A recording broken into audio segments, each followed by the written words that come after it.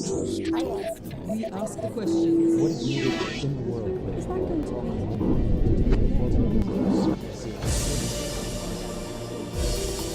Meet Africa's richest man, Aliko Dangote.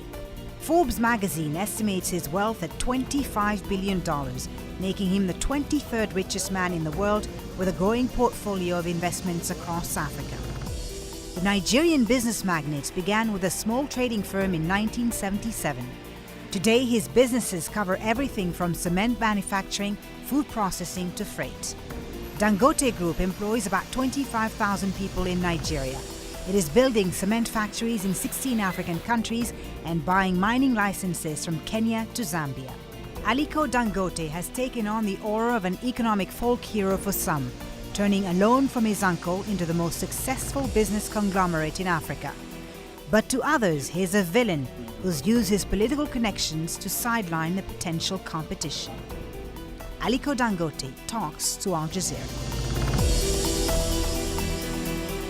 Aliko Dangote, thank you very much for talking to Al Jazeera. Thank you for welcoming us into your home here in Lagos. You're very welcome. Your story, Aliko Dangote, says what is possible about Africa. Tell us about your journey to success. How were you able to turn a loan from your uncle into the most successful business conglomerate on the African continent? You know, I mean, Africa is full of opportunities. And I think what we did was to actually to harness fully the opportunities that, we met on the ground. I mean, we've done quite a lot in various areas. We started first, with trading. After succeeding with trading, now what we did was to go into manufacturing, which is normally a very difficult area, especially from this part of the world because of lack of power. Right. But we've been able to resolve those issues, and we're able to, succeed in most of what we are doing. We are interested in the man, Aliko Dangote. Tell us about your upbringing, because your story is not really of one from rags to riches. You come from a wealthy family in Nigeria. Well, I came from a wealthy family. My grandfather was my great-grandfather from my mother's side was actually very, very wealthy, Alassane Tata. And then his son, also Sanusi Tata, whom really raised me up because, I lost my dad at the age of 8.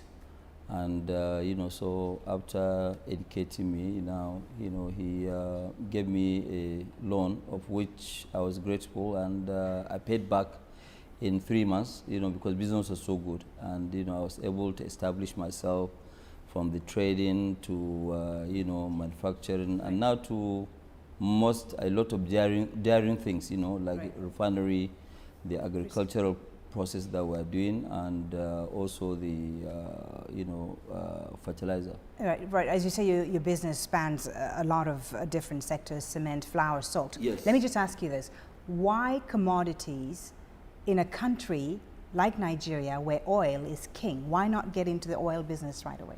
Well, you see, at first, really, what we thought of doing as a company, we said that, look, let us work very, very hard and get there first. Because if we had followed that trend of dealing in oil, would have actually tainted our name, that name, because, yes, the household name, because people will always think that, look, you have made this much money because you did a lot of unethical deals in oil industry, because you know the story of the oil industry. So we actually kept out of oil at all and just concentrated on food items. As you mentioned, you're going up the food chain now, getting into energy, and in particular oil and gas refining. Nigeria has a lot of oil, but not a lot of refined gas, and it has to import most of the motor fuel and fossil fuel. Yeah, more than 90%. Of course, and a lot of people feel that Africa could grow a lot faster with more of its own refinery capacity. So tell us about this project that you've started, and also how tough is it going to be for you? I mean, it must be very challenging, because you're going to be competing against the European, the Chinese, and the American companies who are all elbowing each other to satisfy Africa's energy needs. What we're going to do now, really, we're going to do 500,000 barrels. It was 400,000, but we upped it now to 500,000 barrels of oil refining per day. Then petrochemical of polypropylene of 750,000. Metric tons. I know that, yes, it's very, very challenging, but that's what we like. In Dangote Group, we like challenging things, and we like to make sure that we do things where we'll make our country proud and also self-sufficient. So once we do this, Nigeria will never ever import any oil at all. No petroleum products, zero. We'll meet up the full capacity, and we've taken up a land that will allow us to grow 3 times. So we have plans of also further growth. But the challenges, I think, will be able to surmount most of them because, number one, we're a local domesticated refinery. So most of the logistics cost will not be there. And then we don't have to pile up a lot of petroleum products, in stock because the refinery is there, it's working. Obviously, yes, maybe we'll have about 15, 20 days of reserves, but that's it. Let me talk about the foreign investment in this country, in China in particular. China's presence on the African continent is huge. China has ramped up its investments in Africa. Is China's presence, in your opinion, a win-win for Africa, as they put it?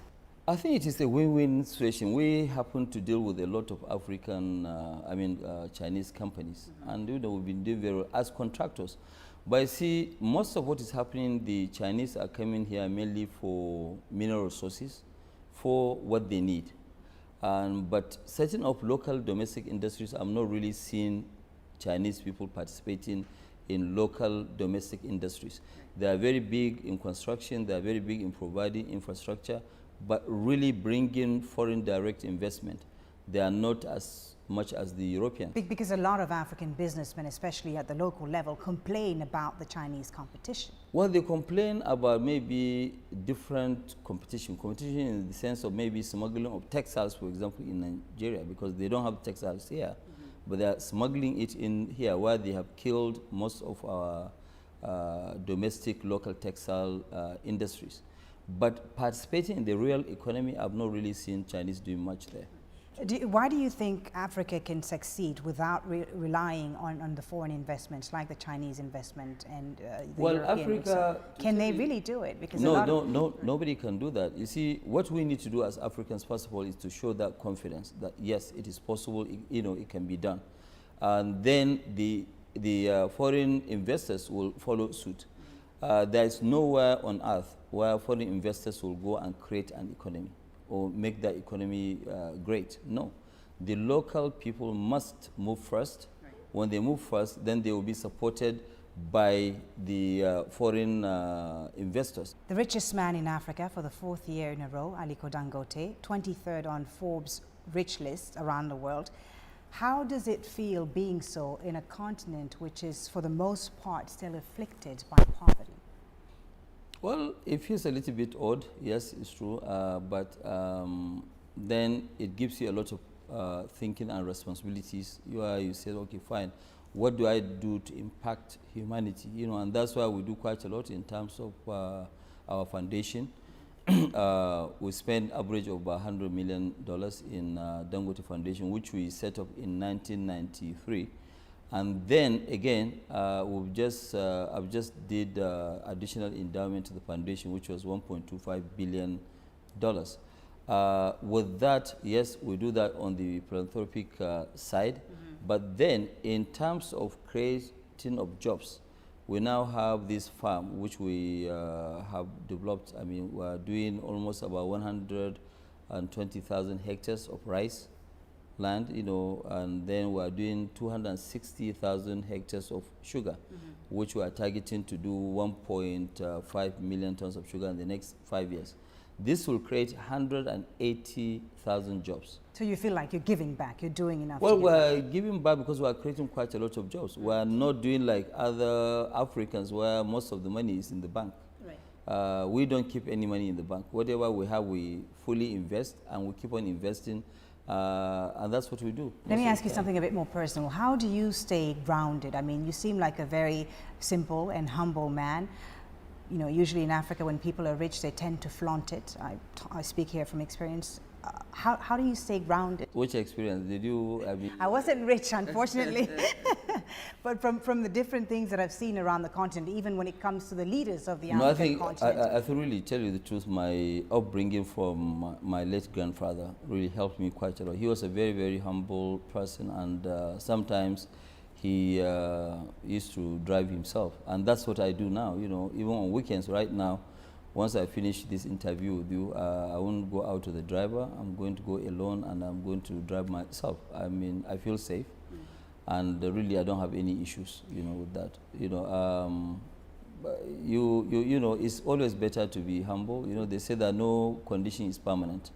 So I want to always run my life, whether I have money or I don't have money, I can run it, and it's true. I'm sure your life is more expensive to run than mine. I don't know about that. Well, I'm sure. Nigeria is Africa's #1 oil exporter, as we've said, but also probably the largest importer of petroleum products. A paradox, because really it's a system that's full of corruption. There's no denying it. So you've said, and I've heard you say this in several interviews, that corruption doesn't stop business. What do you mean by that? Well, corruption doesn't stop business. There's no, actually, there's no country without corruption. Even our own in Africa is well pronounced because we have very weak institutions. You know, what you need are very, very big institutions so that when you cross the line, there's somebody that will deal with you squarely. But, you know, be it in America, in Europe, or anywhere, there, I mean, these are countries that also have corruption, not at the same level with what we have in Africa. But in a country like Nigeria, for instance, sorry to interrupt you, Nigeria is ranked 144 out of 177 on Transparency International list of corrupt countries. Okay, I don't know the number. But it's known to be a notoriously corrupt country. So my question is, your journey to the top in a system that's notoriously corrupt, you must have had to pay some kickbacks and so on. Let me tell you something. We have actually never ever paid anybody any kickback at all. Never. And that never, honestly. But when you look at it also, when people are busy getting what you call waivers to make money here and there, we don't do it. If we really wanted to make money, you know, especially that I've been close to almost every president that has passed through that seat, you know, I would have actually, you know, gone into oil. Yeah, I told you, you know, before that we decided not to go into oil because we don't want to be tainted. You know, so you don't have to pay. It's not everybody. When you say yes, you cannot generalize that, yes, it's a corrupt nation, everybody is corrupt. No, it's not a generalization, but the reality is that. It's true, but you know, there are also a lot of people who are busy fighting the corruption. Some are fighting it, some are, you know, trying to expand it, you know, but I think the government is also trying quite a lot to stop. But it's true, it's an issue that has been on for a very long time. Stopping it in one day is not possible. Do you think the government is serious, this current government is serious about tackling corruption? I think, yes, they are. They've been, you know, saying it. I'm sure you must have heard them maybe 10, 20 times, but they are very serious about it. There's no nation that will allow corruption to go deep into the society. You try and stop it, yes, people will fight you, but you have to fight them. As a government, you have all the powers. But that's why I also mentioned we need very strong institutions. Very strong institutions will help Africa a lot. And Africa lacks these strong institutions. Right. You've alluded to this, that you've been very close to the Nigerian government. They've supported your venture. At one point, your company had exclusive imports rights in sugar, cement, and rice. No, we have never had exclusivity. But you have, there was nothing like exclusivity. There was nothing like exclusivity? Nothing whatsoever. So nobody, in fact, you know, right now, if you look at it, let me give you an example. We have invested heavily, maybe $6-7 billion in cement alone. But some people are saying, no, we're not happy because they are too big in the, you know, cement business. And this is what my question is. What do you respond to those who criticize you and say that you've benefited greatly of government favoritism, which has allowed you to collapse all competition and small business in Nigeria and establish yourself as a sole importer or manufacturer? What do you respond to those critics? Well, first of all, there was never any time where we were the sole manufacturers or sole importers or whatever of any item. It has never ever happened, only maybe during when we took risk. Let me give you an example. There was nothing like sugar industry in Nigeria. You know, and everything was imported, maybe small, the farming side. We took a risk in 1999 and opened up a refinery which we built with about $250 million then. Okay, so if we are the only ones having that sort of refinery, nobody was stopped.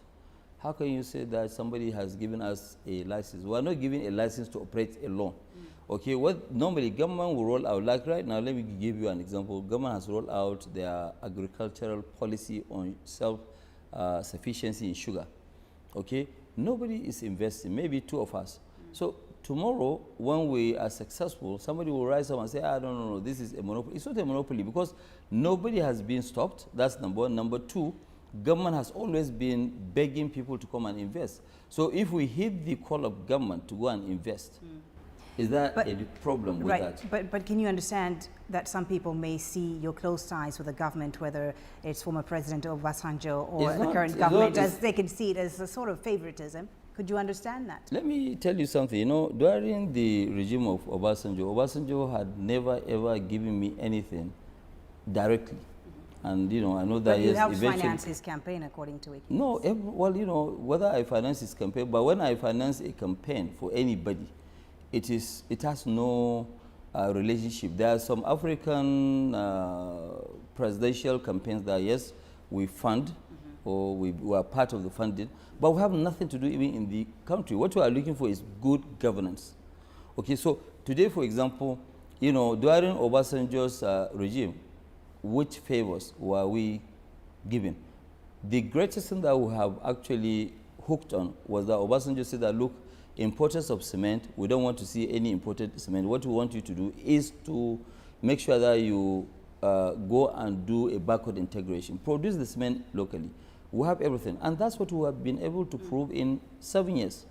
So does Aliko Dangote then epitomize the free market at work in Nigeria? Oh, yeah, we do. In fact, look, you see, today, I am also a co-chair of the Nigerian Industrial Revolution. I've served in Foreign Investment Council. So if I serve on that one, my own duty today as a Nigerian, not as Aliko Dangote, is to keep convincing people to come and invest in Nigeria. And I keep telling people that, look, Nigeria is the best kept secret. If I don't want competition, I'll just sit down and keep quiet. But I think the country is much, much larger than my interest. Right.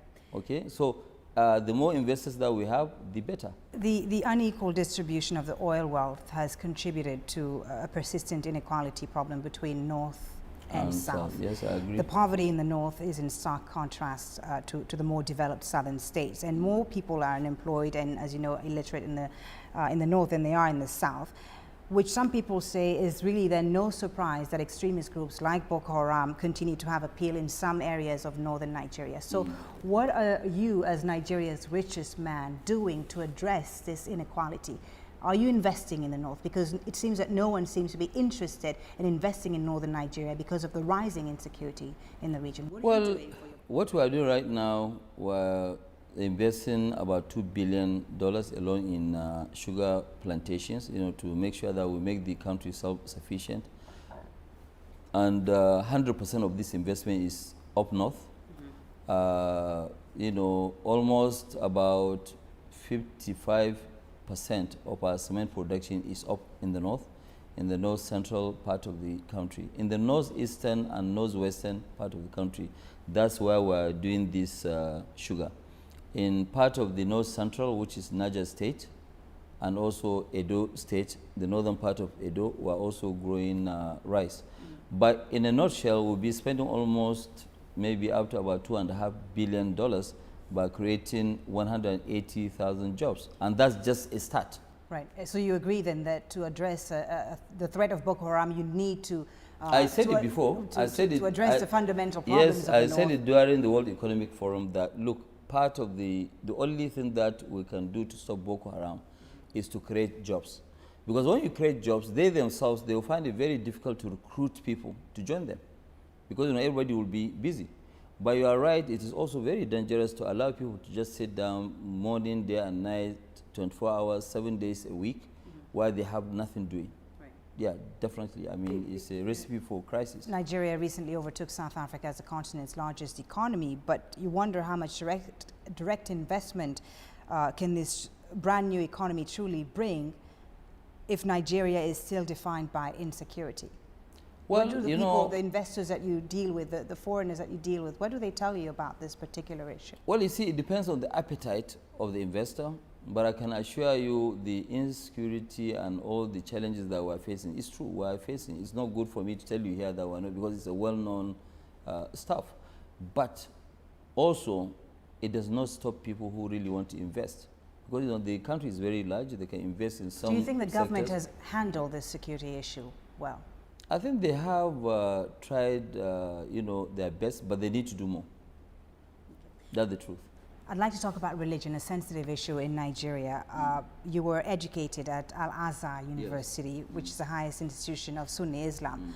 What role has religion played in your personal life?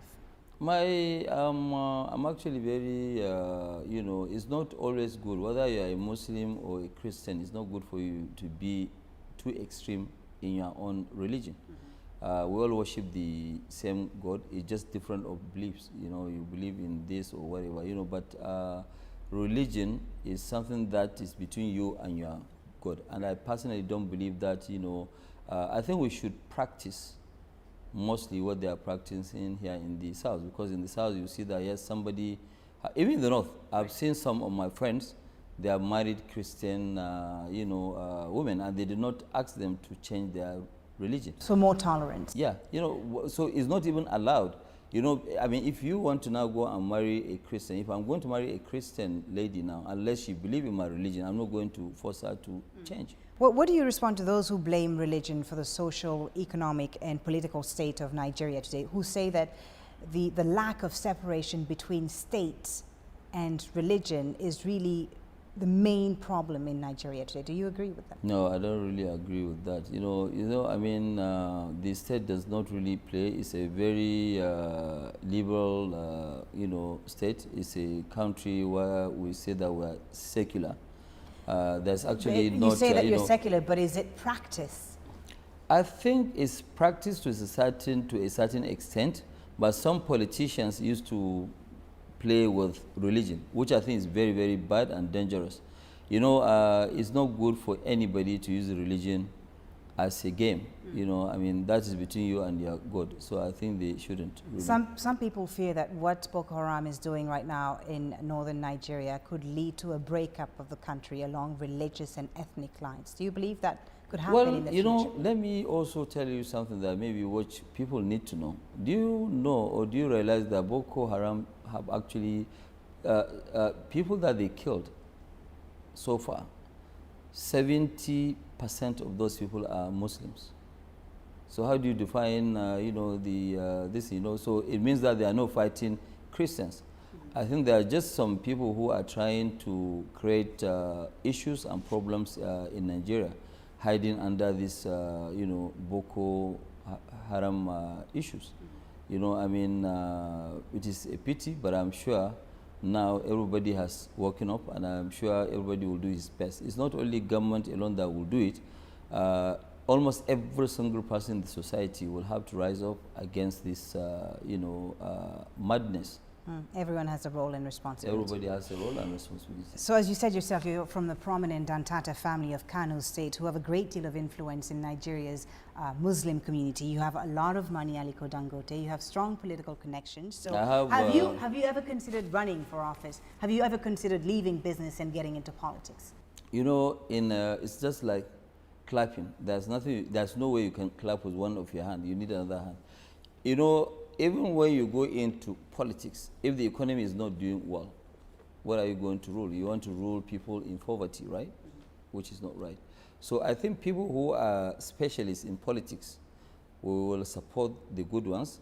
They will go and run the, the political side of this. My own role is to see how can I develop Nigeria? How can I create jobs? What gives me joy is how many people have actually helped through job creation, through doing so many things, and in future I want to make sure that Nigeria is self-sufficient in rail lines, in power, in a lot of things. So I can do my own contribution.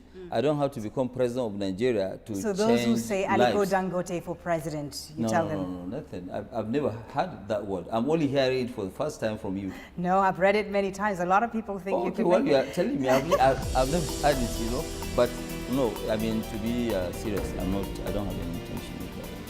Aliko Dangote, thank you so very much for Thank you very much. Thank you for your time. Thank you.